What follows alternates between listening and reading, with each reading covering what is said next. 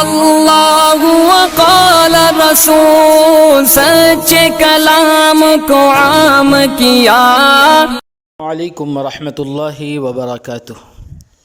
ایک صاحب پوچھتے ہیں کہ حضرت ہمارے رشتہ داروں میں بہت سے بڑے بڑے احباب، بڑی عمر والے اور بعض بچے بھی مٹی کھاتے ہیں۔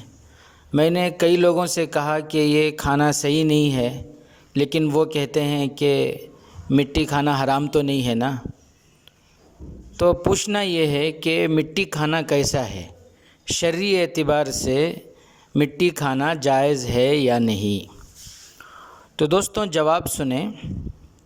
گرچہ مٹی بذات خود حلال ہے، مگر شرعی اعتبار سے مٹی کھانا جائز نہیں ہے، کیونکہ مٹی کھانے سے صحت کے خراب ہونے کا قوی اندیشہ ہوتا ہے۔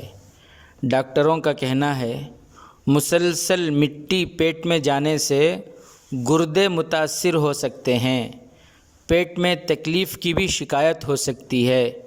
مٹی کھانے سے نظام ہاضمہ بری طرح متاثر ہو سکتا ہے۔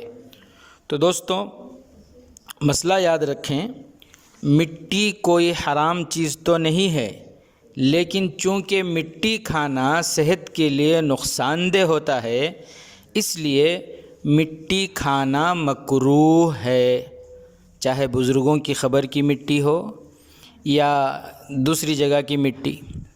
فتاوی ہندیہ میں لکھا ہے مٹی چاہے مکہ معظمہ سے لائی گئی ہو تب بھی وہ کراہیت میں سارے مٹی برابر ہیں۔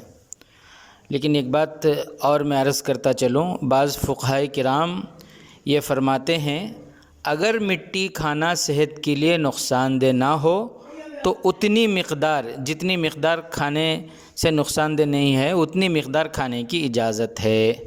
واللہ عالم بالصواب۔ حوالہ دلائل ڈسکرپشن میں موجود ہے، دیکھ لیں۔